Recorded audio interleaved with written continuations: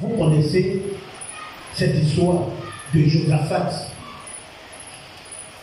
Ses ennemis s'étaient levés contre lui.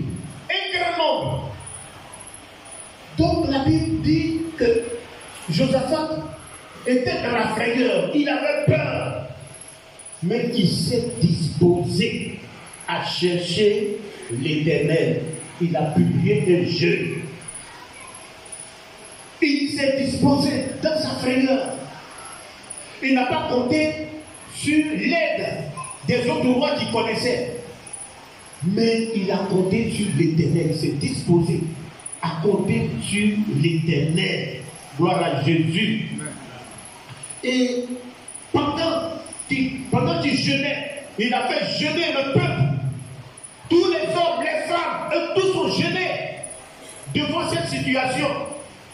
Il a prié pour dire, oh Dieu, n'exerceras-tu pas tes jugements sur eux, car nous sommes sans force devant cette multitude qui s'avance contre nous, et nous ne savons que faire, mais nos yeux sont sur toi. Bien-aimé, c'est la prière qui provient d'un cœur de quelqu'un qui jeûne. Lisez tout le chapitre de 2 Chroniques 20. Vous allez vraiment voir, entendre la prière de Josaphat. C'était une prière spirituelle, une prière inspirée. Mais ce genre de prière-là vient d'où? D'un cœur qui jeûne. Alléluia. Il dit, nous ne savons que faire devant cette multitude, devant cette situation difficile. Bien-aimé, quand tu réalises que tu es sans force devant une situation difficile, devant un problème, quand tu réalises que tu es arrivé à bout de toi-même, tu as fait jusqu'à ce que tu ne peux pas, jeûne et prie. Il faut jeûner, il faut prier. C'est ce que Josaphat a fait. Il dit, je ne sais que faire devant cette situation, devant ce problème. Mais mes yeux sont sur toi. C'est-à-dire, malgré tout cela, Josaphat savait que Dieu est capable. Dieu est capable de nous sauver de cette situation. Et c'est dans le jeûne que nous avons vraiment la révélation de la puissance et de la grandeur de Dieu. Alléluia. Gloire à Jésus. Mais ce que Josaphat a encore fait, ce que le peuple a fait, qui devrait nous interpeller ce matin. Lorsque Josaphat a publié ce jeûne, la Bible nous dit que tout le monde, le peuple était massivement engagé dans ce jeûne de prière. Engagé. Alléluia. Lisez Jérémie 36, 1 à 32. Alléluia. Lisez Jérémie 36, 1 à 32 à la maison. Bien-aimé, quelque chose s'est passé. L'Éternel a donné sa parole à Jérémie pour dire, annonce cette parole au peuple. Parce que je vais les détruire. Je vais envoyer le roi de Babylone. Pourquoi? Pour détruire. Pour vous détruire. Si vous ne jeûnez pas, si vous ne priez pas. Donc, Jérémie fait écrire la parole que Dieu lui donne par son secrétaire qui s'appelle Baruch. Et il fait lire ça au peuple. Et il y a un homme qui s'appelle Michel qui entend cette parole et qui va dans la maison du roi au secrétariat. Les chefs étaient assis et il leur donne l'information de ce que Dieu va faire. Et tous ont eu peur. Ils se sont dit quoi? Donc dans leur frayeur, ils ont dit, ok, on va aller voir le roi pour lui dire ça. Ce qui se prépare contre nous. Ils vont voir le roi. Et qu'est-ce que le roi fait? La Bible nous dit que le roi, il dit, bon d'accord, lisez. Prenez le livre, lisez-le. Je vais entendre. Le roi, on lui dit ce que Dieu va faire. Qu'est-ce qu'il fait? Il s'en fout. il déchire le livre avec un couteau et puis il met le reste là dans le feu. Bien aimé, quand on programme un jeûne, quand on programme vraiment une action dans l'église, faites attention. Et la Bible nous dit que c'est pour cette raison-là qu'ils sont partis en captivité, que le roi de Babylone est venu les détruire. Et le roi même qui a fait ça, il a été frappé d'une mort très violente. Il faut faire attention parce que l'appel à la repentance n'a pas été observé. Le jeûne est à la repentance. Bien aimé, quand des serviteurs de Dieu se tiennent pour vous dire, voilà le chemin. On publie le jeûne, on publie vraiment la prière. Il faut entrer. Entre dans la révélation de ces choses-là. Il faut obéir. Il faut obéir parce que tu ne sais pas ce qui est programmé dans ta vie. Gloire à Jésus. Gloire à Jésus. Il faut obéir. Il n'a pas obéi. Si tu n'obéis pas, tu fais la même chose que ce roi-là. C'est comme si tu as déchiré du pensée. Tu as mis ça dans le feu. Et les conséquences ont été vraiment terribles. Et puis ne dis pas, non, moi je viens d'arriver, ou bien je suis encore jeune chrétien. Bien aimé, la Bible nous dit que Paul était sur un bateau. Il allait à Rome pour être jugé. Et sur ce bateau-là, quelque chose s'est passé, le bateau devait couler. Et il a demandé à l'équipage, aux passagers, de jeûner. Il n'était pas chrétien. Ils n'étaient pas chrétiens. Ils ont jeûné. Et quand ils ont jeûné, Dieu les a sauvés de cette situation. Alléluia. Donc même si tu es nouveau chrétien, il ne faut pas prendre ça pour prétexte dire je ne jeûne pas. Tout le monde est impliqué. Quand un jeûne est publié, tout le monde, le peuple de Dieu est impliqué.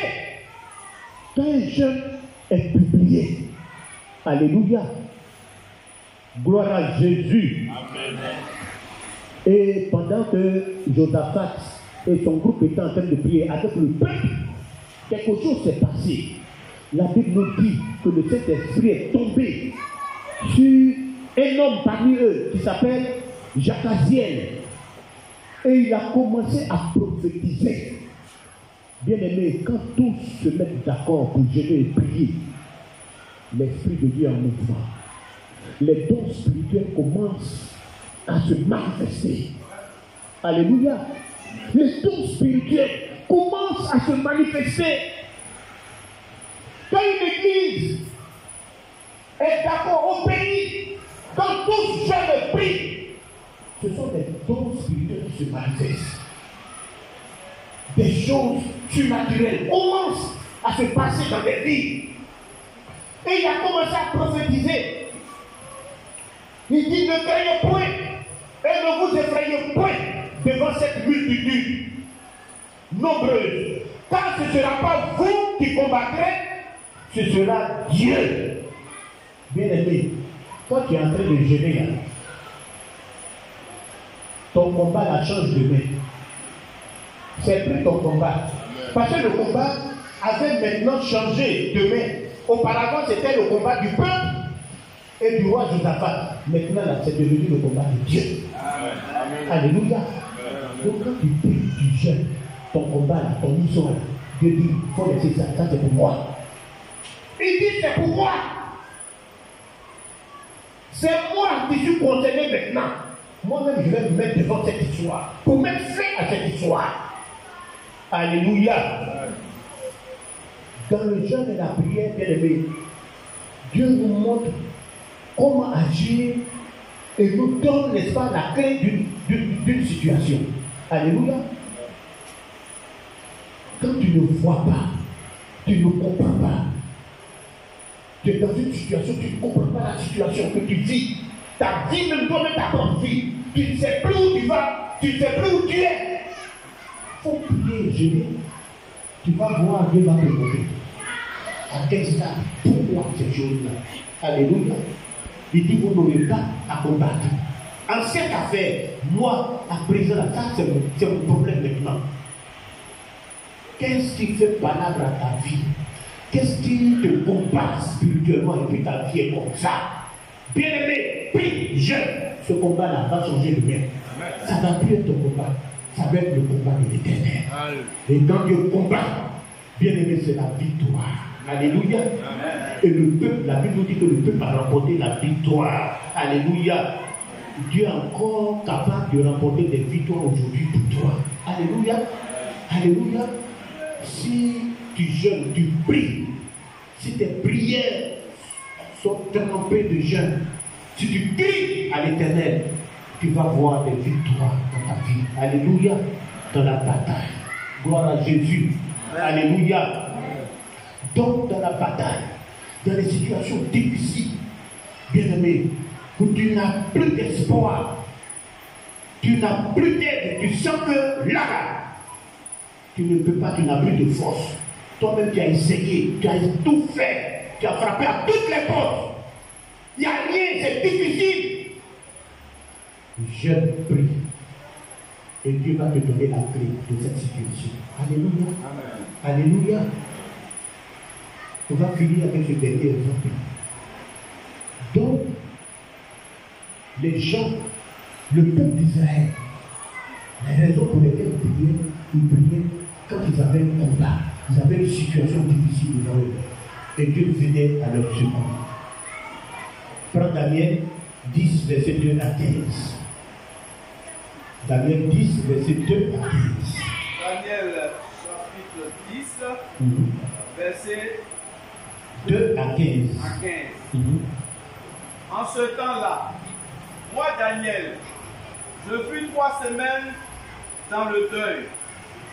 Je ne mangeais aucun mets délicat. Il n'entra ni viande ni vin dans ma bouche. Et je ne moignis point jusqu'à ce que les 3 semaines puissent accomplir. Le 24e jour du premier mois, j'étais au bord du grand fleuve qui est à Hiddekel. Je levai les yeux, je regardai et voici, il y avait un homme vêtu de lin et ayant sur les reins une ceinture d'or ou phase. Son corps était comme de chrysolite. Son visage brillait comme l'éclair. Ses yeux étaient comme des flammes de feu. Ses bras et ses pieds ressemblaient à des lérins polis. Et le son de sa voix était comme le bruit d'une multitude. Moi, Daniel, je vis seul la vision. Et les hommes qui étaient avec moi ne la virent point. Mais ils furent saisis d'une grande frayeur et ils prirent la fuite pour se cacher. Je restai seul et je vis cette grande vision. Les forces me manquèrent. Mon visage changea de couleur et fut décomposé et je perdis toute vigueur. J'entendis le son de ses paroles. Et comme j'entendais le son de ses paroles, je tombais, frappé d'étourdissement, la face contre terre. Et voici, une main me toucha et secoua mes genoux et mes mains. Puis il me dit, Daniel, homme bien-aimé, sois attentif aux paroles que je vais te dire, et tiens-toi debout à la place où tu es, car je suis maintenant envoyé vers toi. Lorsqu'il m'eut ainsi parlé, je me tins debout en tremblant. Il me dit, Daniel, ne crains rien, car dès le premier jour où tu as eu à cœur de comprendre et de t'humilier devant ton Dieu, tes paroles ont été entendues. Et c'est à cause de tes paroles que je viens. Le chef du royaume de Perse m'a résisté 21 jours. Mais voici, Michael, l'un des principaux chefs, est venu à mon secours et je suis demeuré là, auprès du roi de Perse. Alléluia, arrête-toi là. Alléluia. Bien-aimé, ce sont des textes que tu dois lire. La Bible nous dit que Daniel a fait 3 semaines de jeûne, 21 jours de jeûne. Il a fait pour avoir la révélation sur n'est-ce pas, l'avenir de son peuple. Et après ces 21 jours, Dieu a apporté la réponse. Mais avant de recevoir sa réponse, quelque chose s'est passé. Il y a eu un empêchement spirituel. Alléluia. Une interférence spirituelle. La Bible nous dit que dès les premiers instants que Daniel s'est mis à prier, à jeûner, Dieu lui a apporté la réponse. Mais qu'est-ce qui s'est passé? L'ange de Satan, le chef du royaume de Perse, s'est interposé et a empêché l'ange de Dieu de venir donner la réponse à Daniel. Bien-aimé, de la même manière que Satan, que le gouvernement plutôt, a ses sous-préfets un peu partout là, Satan aussi a établi des démons sur des territoires et qui gouvernent. Donc la réponse à sa prière était en train de venir. Quand ce démon-là a arrêté, l'ange qui apportait cette réponse, la réponse de Daniel à sa prière, ta prière et son jeûne. Et la Bible nous dit que Dieu a dépêché Michael pour venir combattre l'ange de Satan. Vous savez, dans la classification des anges, il y a les anges bénis, il y a les anges de service, il y a les anges protecteurs.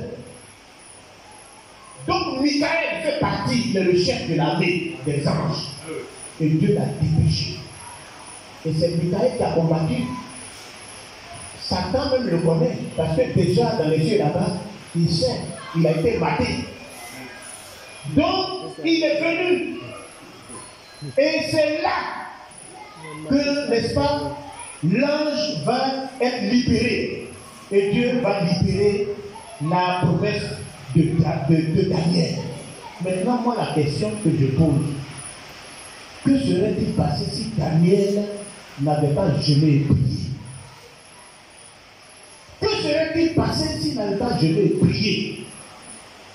Bien aimé, la réponse que Dieu avait donnée à Daniel dès le premier jour, au moment même il a commencé à jeûner et prier, aurait pu ne jamais lui parvenir s'il n'avait pas prié et jeûné, quoique Dieu avait déjà répondu à sa prière. S'il n'avait pas jeûné et prié, bien aimé, il y a un esprit puissant. Il y a des esprits puissants. Et cet esprit-là, il y en a qui sont capables d'arrêter les messagers de Dieu, qui apportent ta bénédiction. C'est ce que tu dois comprendre. Il y a des esprits puissants capables d'arrêter les messagers de Dieu qui apportent ta bénédiction, qui apportent la réponse à tes prières. Même lorsque Michael, même le chef des anges combattants est arrivé, c'est pas qu'il a dégagé immédiatement ce démon-là. Il a dû lutter aussi un peu avant d'avoir la victoire. Alléluia. Cela signifie que le renfort que Dieu a donné à Daniel en réponse à ses prières n'aurait pas vraiment pu se manifester s'il n'avait pas jeûné et prié. Bien aimé, cela explique beaucoup de choses. Cela explique beaucoup de choses. Il y a des prières que nous faisons selon la volonté de Dieu. Mais nous ne voyons pas la main de Dieu agir. Il y a des prières, c'est vrai. C'est pas que tu es dans le péché ou bien que Dieu le fait. Mais Dieu répond. Il répond à ta prière. Il répond aux prières. Mais la réponse ne parvient pas au concerné. Pourquoi? Parce qu'il y a une interférence satanique, spirituelle, qui bloque la bénédiction de Dieu. Alléluia. C'est la même chose. C'est comme quelqu'un te dit à partir de 16 heures, appelle-moi, je vais te donner, je vais te dire quelque chose de très important, ou bien je vais te donner de l'argent, ou bien quelque chose. Tu appelles et puis tu attends un bon ensuite d'encombrement. La personne que tu appelles ne peut aboutir. C'est-à-dire que tu ne peux pas. Alors que la personne même t'a dit, il faut m'appeler. Et puis je vais te donner un rendez-vous. Et là où on va se trouver, là, je vais te donner ce que tu me dis. Tu m'as demandé. Il te dit ça. Il te dit à 15 heures, appelle-moi. Je vais te donner un rendez-vous, puis tu viens prendre. 15 heures, toi, tu es là, tu appelles. Et puis, tu vois, on dit ensuite en complément. Tu ne peux pas jouer cette personne. Bien aimé, spirituellement, ça existe. Tu pries. Dieu apporte, comme Daniel, Dieu apporte la bénédiction. Mais ça ne te parvient pas. Vous voyez pourquoi nous ne sommes pas bénis? Pourquoi la bénédiction ne nous parvient pas? Si on était nombreux à jeûner, à prier comme Daniel. Mais Dieu allait envoyer le renfort nécessaire pour libérer notre grâce. Alléluia.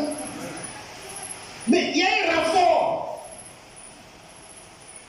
Depuis que tu pries, tu es là, tu veux te marier. Depuis que tu pries, tu veux travailler. Tu pries pour ta guérison. Mais quelque chose se passe. Mais tu ne jeûnes pas, tu ne pries pas pour que le renfort, Dieu envoie le renfort. C'est le jeûne et la prière qui apporte le renfort pour que ces choses-là descendent dans ta vie. Alléluia. Alléluia. Le renfort, tu ne jeûnes pas, tu ne pries pas. Aujourd'hui, la nourriture est devenue, n'est-ce pas, le Dieu des chrétiens. On adore le Dieu de nourriture. Manger, manger, manger. Bien aimé, manger là, ça peut être un danger pour toi quand tu ne mets pas de temps pour jeûner. Tu passes ton temps à manger. Manger peut apporter un danger dans ta vie. Bien aimé, si Ève et Adam avaient jeûné, cette histoire de fruits défendus là, est-ce qu'ils allaient manger? Ils n'allaient pas manger. On dit au temps de Noé, les gens mangeaient, ils dansaient, ils faisaient comme nous là. Et la Bible nous dit ce qui est arrivé là-bas, forcément nous arrivons aussi. Bien aimé, se nourrir est indispensable. Mais ne pas donner une place exagérée à la nourriture. C'est Dieu qui a donné la nourriture, c'est ce qu'il a fait. Mais je crois que c'est Paul qui a dit. Il dit, ceux qui combattent, ceux qu'on voit, les boxeurs, les joueurs, ils s'imposent toutes sortes d'abstinence. D'abstinence. Pourquoi? C'est pour recevoir un prix. Pour dire, ils ont eu la coupe, ils ont fait tout. Mais les joueurs, avant même d'aller jouer, pourquoi on les met au vert? Pourquoi ils n'ont pas un femme? Un boxeur, le jour il doit, imaginez un peu un boxeur, le jour il doit combattre, et puis ça va manger pour toi et sortir. Mais comment il va vomir, c'est pas bouillir.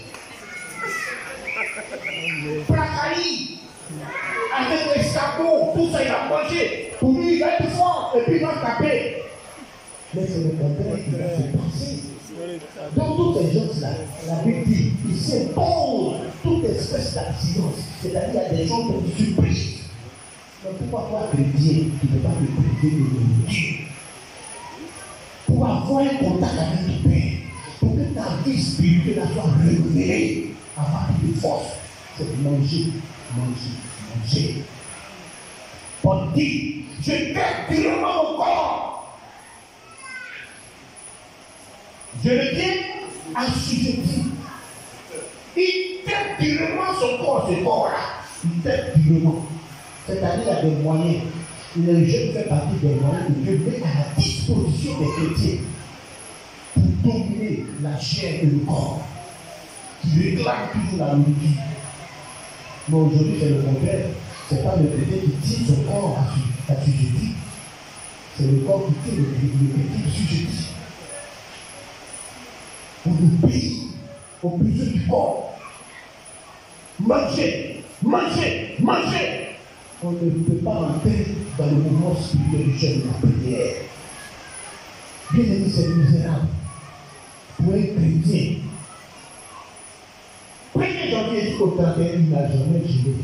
Il mange, il mange, il mange, il mange, il mange. Il connaît les bons plats.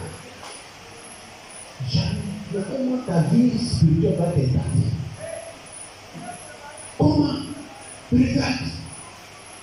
Les gens de la Bible, comment ils ont prié, les raisons pour lesquelles ils priaient, et comment Dieu a répondu à leur prière, à leur jeûne de prière. Bien aimé, il faut que le jeûne fasse partie de ta vie. Dis à quelqu'un, le jeûne doit faire partie de ta vie spirituelle. Dis à quelqu'un, tu ne jeûnes pas, tu ne pries pas. Tu ne fais pas manger. Non, tu peux prier un danger dans ta vie. Gloire à Jésus. Gloire à Jésus. Bien aimé, on va continuer ce message-là, cet enseignement. Encore mardi, parce qu'on va voir le jeûne qui plaît à Dieu. Et quels sont les types de jeûne? Et comment on peut rompre un jeûne? Parce qu'il y a d'autres, eux, quand ils sont en train de jeûner là, quand ils entendent Pécho, et dit, appelez Pécho là. J'ai payé bien pour, j'ai pris ça pour couper mon jeûne. Pécho, viens. Ou bien s'il a vendu le bac à bouillir. Bac à chaud, viens. Bon, on couper ça, après ils vont couper mon jeûne avec. Venez, on va voir comment on jeûne. Comment on jeûne. Quels sont les types de jeûne? Et quel est le jeûne qui plaît à Dieu? Comment rompre un jeûne? Donc ils attendent 18 heures, ils sont là, allez 18 heures, ouf, ils sont sur la minute. Ils sont frités. C'est leur délivrance à 18 heures. Le jeune qui doit te délivrer, toi, c'est la nourriture. C'est la nourriture. Bien aimé, au-delà de tout ça, venez nous dire une chose. Le jeûne est une activité spirituelle importante du chrétien. Moi, je t'encourage à jeûner. Ça va t'aider à avoir une vie spirituelle équilibrée, puissante. Le jeûne de la prière. Que le Seigneur vous bénisse. Donc, à mardi,